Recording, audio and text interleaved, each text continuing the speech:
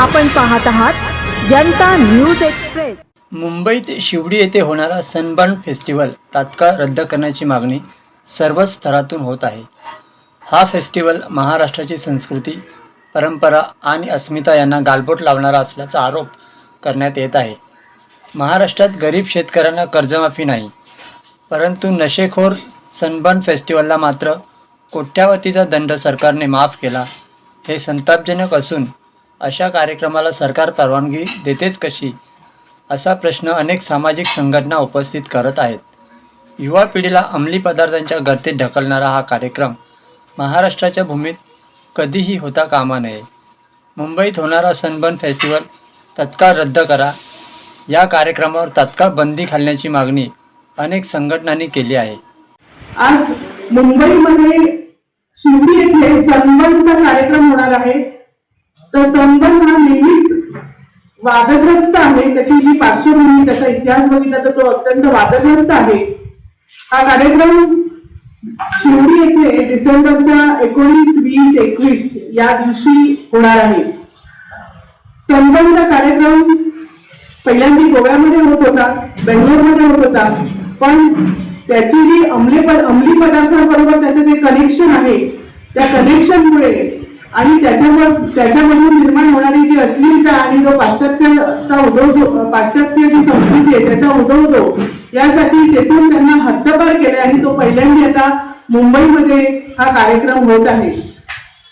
आपल्या पिढीला व्यसनाधीनतेच्या गर्तेमध्ये टाकणारे, ओढणारे असा हा कार्यक्रम आहे। आपली ही महाराष्ट्राची भूमी ही संतांची भूमी आहे आणि या संतांच्या भूमीमध्ये आपली परंपरा, सांस्कृतिकता आणि आपल्या महाराष्ट्राची अस्मिता जपण्यासाठी हा कार्यक्रम, सनबर्नचा कार्यक्रम महाराष्ट्रामध्ये होऊ नये यासाठी आम्ही नशा विरोधी संघर्ष अभियानाच्या माध्यमातून या कार्यक्रमाला विरोध करत आहोत आणि हा विरोध आम्ही शासनाकडे सुद्धा दर्शवला आहे।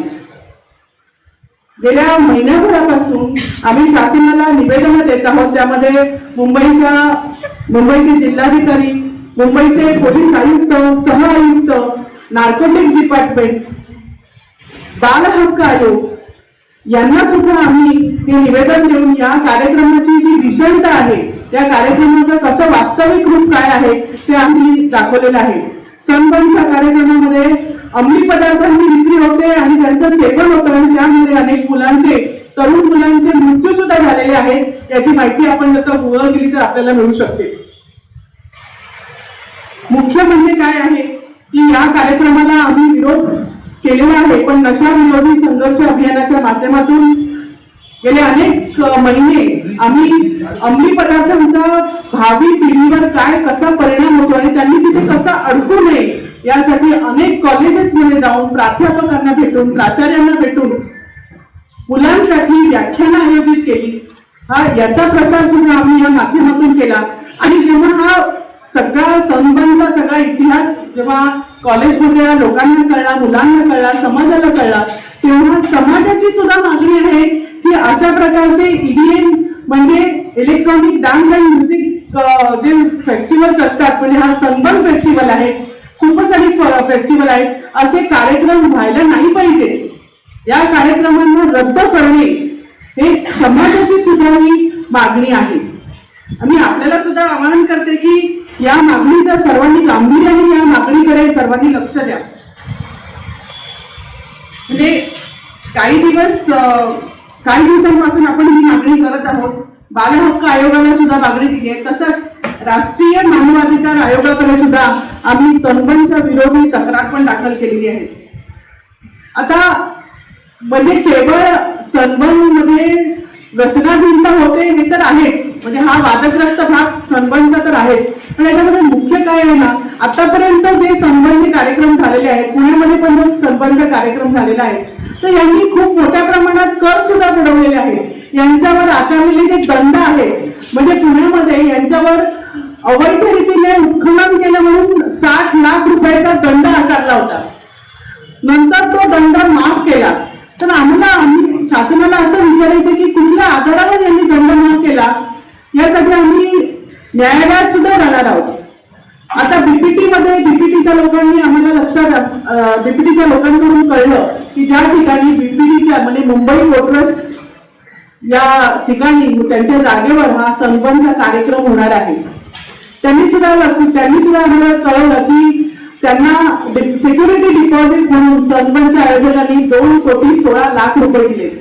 म्हणजे एका बाजूला जो दंड आहे तो तुम्ही बुडवायचा, तो त्याला माफ करायचा आणि एका बाजूला स्वतःला पैसे कमवता यावे यासाठी कोट्यावधी सिक्युरिटी डिपॉझिट द्यायचं. हा जो दंड होता किंवा हा जो कर आहे ना तो आपला पैसा आहे, जनतेचा पैसा आहे. तर हा जनतेचा पैसा बुडवणं हा कर बुडवे असे हे जे कार्यक्रम आहेत तर या कार्यक्रमाला सरकारने कशा प्रकारे मुंबईमध्ये महाराष्ट्रामध्ये होऊ देतं ही माझी सरकारला एक मागणी आहे की तुम्ही हा कार्यक्रम हा ताबडतोब बंद करावा. नमस्कार, मी राजेश सावंत. आमचं मोकळा श्वास फाउंडेशन ही संस्था आहे. गेली 7 वर्ष आम्ही महाराष्ट्रातील शाळेमध्ये आपली मुले आपले भविष्य या विषयावर शाळेमध्ये आम्ही फिरून कॉलेजमध्ये वगैरे माहिती देत आहोत की व्यसनाधीन मुलांचे पुढचे परिणाम व पालकांना होणारे त्रास याबाबतीत आमची संस्था काम करते.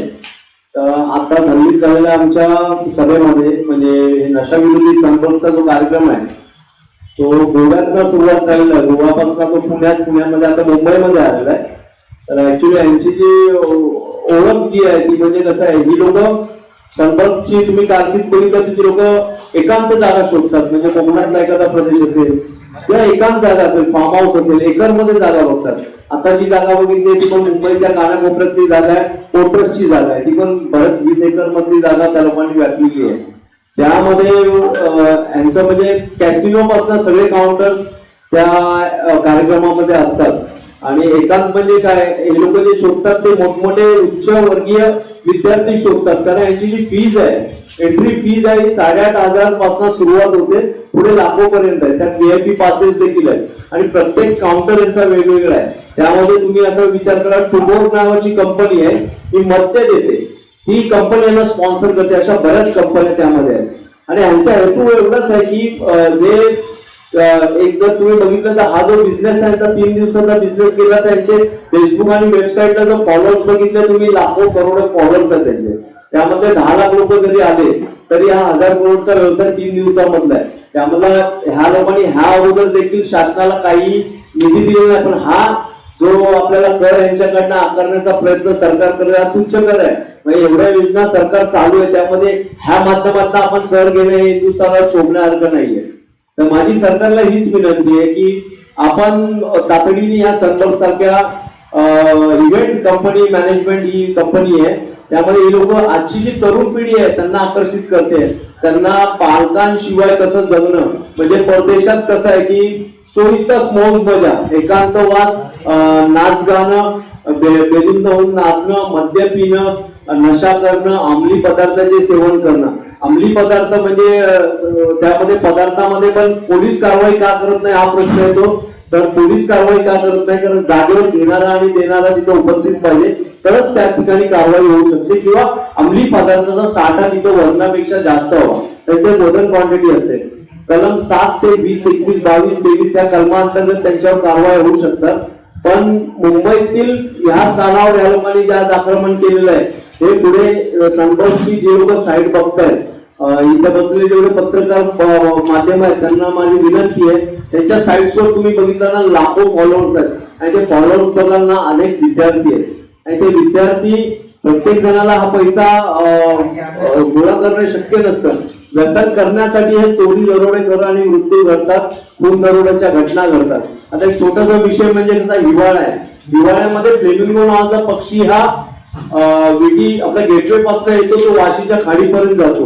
लक्षात आलं ना. आता ह्या डीजेच्या आवाजामुळे ते पक्षी देखील लाखो पक्षी दिशाहीन होण्याची शक्यता आहे. तिसरे असणारे श्वान आहेत हे पण बेघर होणार आहे. दिवाळीच्या काळामध्ये जेव्हा फटाके वाजतात ना तेव्हा अनेक कुत्रे, हजारो कुत्रे देखील मनोरुग्ण होतात. म्हणजे माणसांची जशी समस्या आहे, आता ही पालकांना ऍक्च्युली कल्पना नाही की आपली मुलं कुठे जाणार आहेत. पालकांना घरी सांगून निघतात ही मुलं की आम्ही एका कार्यक्रमाला जात आहोत. पण तसं नसतं. ही लोक एकांतवास मिळण्यासाठी आपल्या मित्रमैत्रींना घेऊन त्या जागी धांगाधिंगाणा करतात आणि त्या जागेवर जी नशा आहे, म्हणजे ह्या सभेमध्ये बसलेल्या इतरांना माहिती नसेल, पण गेली 7 वर्ष आम्ही सर्व एरियांमध्ये म्हणजे पारस रोड, ग्रँड रोड, जेवढे रेड लाईट्स एरिया आहेत त्यामध्ये आम्ही कार्यरत आहोत. मी स्वतः तिथे कार्यरत आहोत. त्या नशेची मला माहिती आहे आणि त्या नशेमध्ये मिळणाऱ्या गोळ्या म्हणजे गांजा सर्व स्वस्त प्रकार आहे. त्यानंतर एमडी, चरस, नंतर स्नेक बाईट नावाचा जो आहे, सनबर्ग मध्ये स्नेक बाईट्स देखील आहे.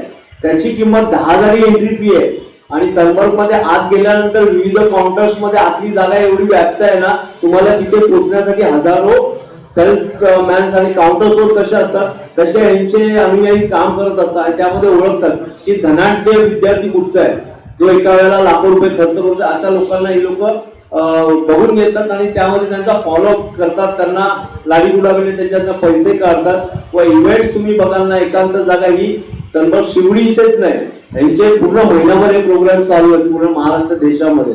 आणि यांचे जे स्थळ तुम्ही जर बघाल हे एकांतवासामध्ये असतात, कुठेतरी लांब असं निसर्गाच्या सानिध्यात, तिथं कोणीही येणार नाही. म्हणजे पोलिसांना माहित असून देखील पोलीस तिथे पोहोचू शकत नाहीत आणि तिथे निसर्गाची तर हानीच होते, पण पुढच्या भविष्यासाठी तरुण पिढीची जी हानी होते ती सरकारने बघितली पाहिजे. बाकी सगळ्या योजनांचा एवढा भडीमार सरकार करत आहे, तर ह्या अंमली पदार्थाच्या साह्याने आपल्या देशाला कर मिळवण्याची शक्यता आणि गरज नाही असे मला तरी वाटते. आणि सर्व पत्रकारांना विनंती आहे, जर तुम्ही जर जोर धरलं, कारण तुम्ही लोकशाहीचा एक मोठा स्तंभ आहात, तुम्हाला विनंती आहे की तुम्ही तुमच्या माध्यमातून या कंपनींना विरोध झाला पाहिजे. आम्ही जो विरोध करत आहोत, शक्य झाल्यास आम्ही आमरण उपोषणाला पण आझाद मैदानात प्रयत्न करणार आहोत, पण दिवस कमी राहिलेले आहेत. कारण 19, 20, 21 ही त्यांची तारीख आहे. त्या 3 तारखांमध्ये आपल्या इकडचा कुठचाही संगीतकार नाही, हे सगळे बाहेरचे संगीतकार त्यांनी बोलवले, त्यांची लाखो डॉलर्स फी येईल आहे त्यांची. त्या लोकांना इथं बोलवलं म्हणजे हा कारभार किती मोठा आहे तुम्ही बघा. आपल्या पुढच्या तरुण पिढीला वाचवण्यासाठी आपण सर्वांनी एकत्र येणं गरजेचं आहे. आणि ही पर्यावरण पासून मूळ म्हणजे पालकांना माहितीच नाही आपली मुलं पुढे काय करत आहेत. त्यासाठी सरकारने एक धोरण आखलं पाहिजे. मुख्यमंत्र्यांनी जशी आश्वासनं दिली आहेत ती आश्वासनं खूप पूर्ण केली पाहिजे. धन्यवाद. नमस्कार. आज सरकार आणि शाळा कॉलेजच्या माध्यमातून नशा विरोधी मोहीम राबवली जाते. सरकारच्या माध्यमातून समाज कल्याण खात्यातर्फे 2 ऑक्टोबरला आपण या पद्धतीचं नशाबंदी आंदोलन NSSच्या माध्यमातून गेट ऑफ इंडिया पर्यंत केलं जातं. मला वाटतं या सनबर्न सारख्या पिक्चरकडे आकर्षित होण्याची 5 महत्वाची कारणं विद्यार्थ्यांची आहेत. ते म्हणजे करोनापासून मुलांच्या हातात सहजपणे सापडलेला सोशल मीडिया आणि पॉप संस्कृतीचा त्यांच्यावर प्रभाव आहे.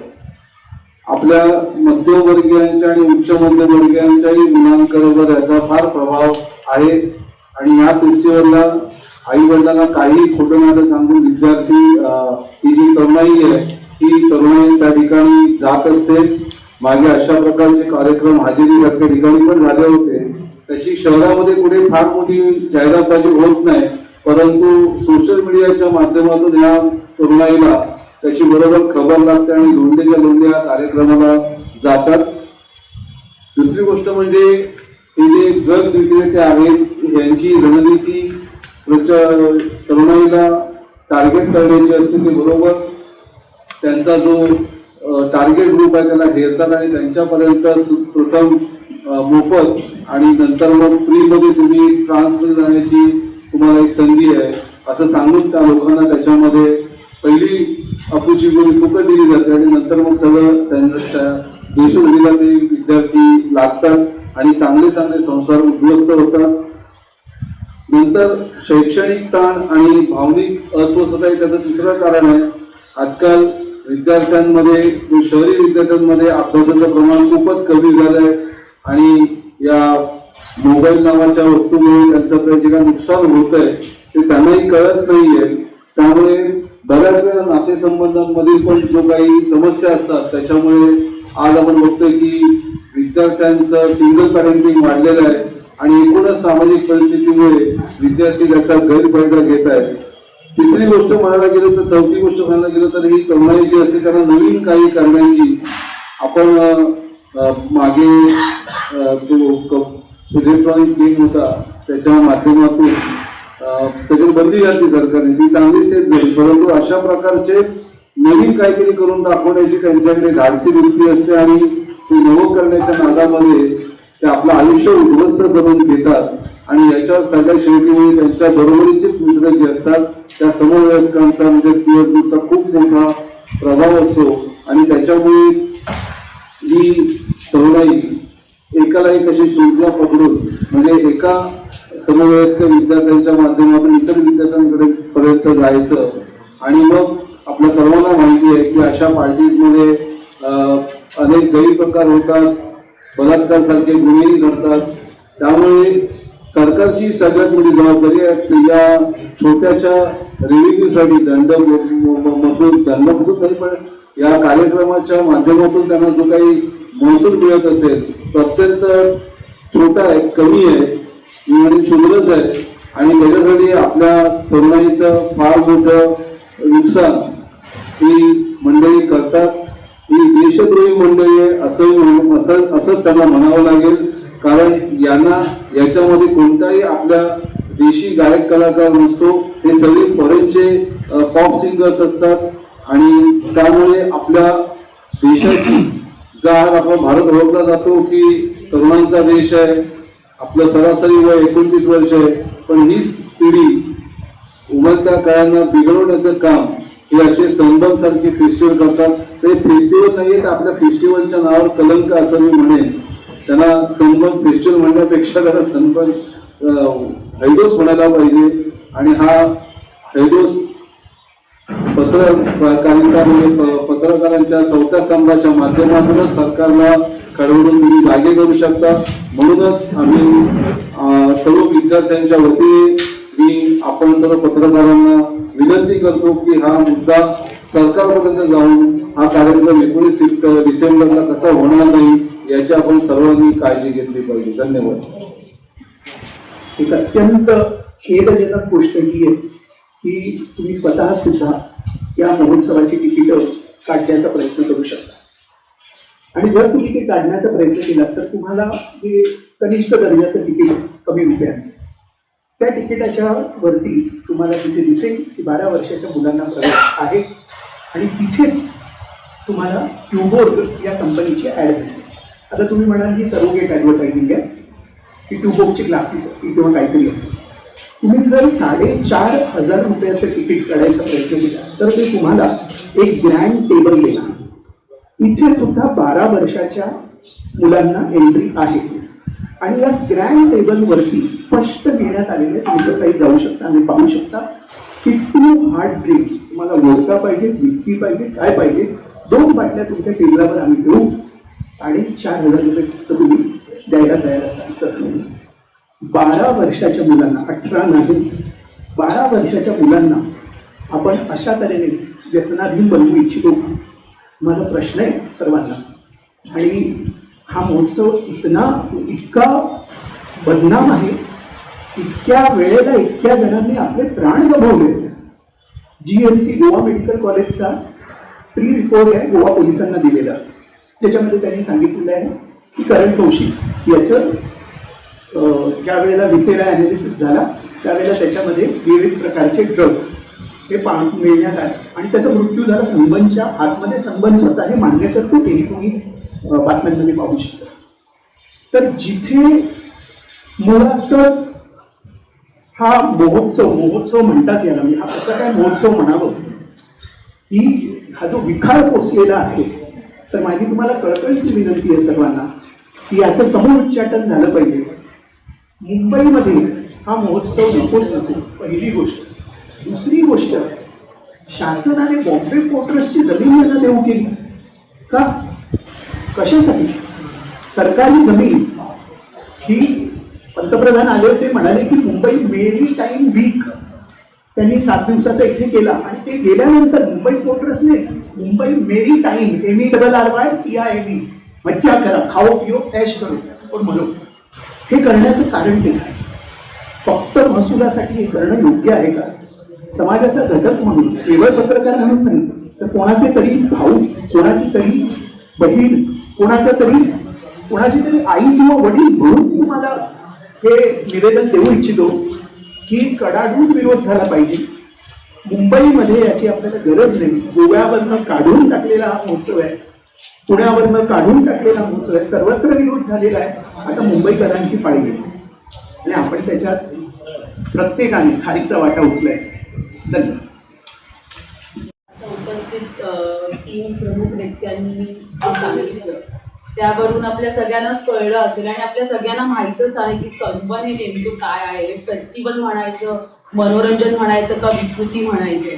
कारण की सनबर्नमुळे आता आमची हिंदू जनजागृती समिती वर्ष 2013 पासून इतकी आंदोलने आणि मोर्चे केले आहेत आणि विरोधात सातत्याने हा सनबर्नच्या विरोधात पाठपुरावा करत आहे.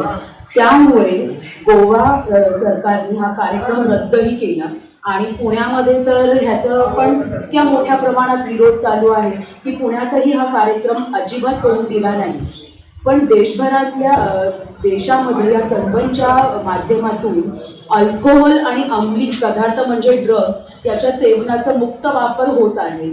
आणि जे आम्ही समितीने जे एवढे आंदोलने आणि मोर्चे केले त्यामुळे जे 2013 पासून सनबर्नचं मुख्य कार्य काय आहे की हा नुसता फेस्टिवल, इलेक्ट्रॉनिक डान्स म्युझिक फेस्टिवलच्या आधारे तो युवा पिढीला किंवा तरुणांना कशा प्रकारे आकर्षित करतोय नशेला आणि त्यांच्या उत्कर्षापासून त्यांना खेचून त्यांचा किती गुन्हेगारीला नेण्याचं कार्य चालू आहे हे इतक्या प्रकारात हिंदू जनजागृती समितीने आज तुम्हाला सगळ्यांना आणि समाजाला प्रखरपणे दाखवून दिलेलं आहे. त्याच्यातले 3च मुख्य गोष्टी मी सांगते. म्हणजे सौरभ अगरवाल हे ड्रग पेडलर, ह्याच फेस्टिवलमध्ये पोलिसांनी त्यांना पकडलं. दुसरं म्हणजे पोलिसांनी 1000हून अधिक जे व्यसन करत होते त्या कार्यक्रमात त्यांच्यावरही दंड पुकारला गेलेला आहे. आणि सगळ्यात महत्त्वाचं म्हणजे रेड ड्रग म्हणून ओळखला जाणारा केटामिन ह्याच्या 450 बाटल्या ह्या सनबर्न फेस्टिवलमध्ये पुरवण्यात वितरित करण्यात जाणार होत्या पण त्याही पकडल्या गेल्या. आणि ह्याच सनबर्न फेस्टिवलमध्ये असं जसं तिन्ही वक्त्यांकडनं आपल्याला कळलं की हा कोपऱ्यात अंधारात शांत ठिकाणी होणारा कार्यक्रम असल्यामुळे विद्यार्थी म्हणजे लहान युवा पिढी त्या धुंदीत असते आणि त्याच्यामुळे ते इतके नशेला अधीन होतात की त्यांना ते अजून ट्रान्स एक जी एक्स्टसी नावाची गोष्ट असते की त्यांना एवढी आनंददायी वाटते की ते पूर्ण जग, आई वडील, स्वतःचं कार्य, स्वधर्म काय हे सगळं विसरून त्यांना अधिक त्या नशेला बळी पडून त्या ह्या कार्यक्रमात मृत्यू पावलेले आहेत. ह्याही आरोप हिंदू जनजागृती समितीने अधिकार नीटच्या माहिती RTIच्या माध्यमातून उघडकीस आणलेला आहे. हे आरोपही सगळ्यांना माहिती आहे. मग हा किती भयावह परिस्थिती आहे या फेस्टिवलमुळे. आणि अजून दुसरं म्हणजे की हे असं सगळं होत आहे हे शासनाला ह्याचं हे सगळं माहिती असलं पाहिजे आणि त्यांनी ज्या पुढच्या भवितव्यासाठी, पुढच्या भविष्याला जो आपल्याला प्रखर निर्माण करायचा आहे, जसं छत्रपतींनी कसं केलं त्या प्रकारे या शासनाने प्रत्येक युवा पिढीच्या मागे उभं राहायला पाहिजे. तर हे अतिशय चुकीचं आहे. या फेस्टिवलच्या विरोधात जसा उभा आहे तसाच आम्ही पूर्ण क्षमतेने आमची समिती त्यांना पूर्णपणे सहयोग करणार आणि त्यांच्या मागे उभी राहणार. एवढंच बोलते मी आणि थांबते.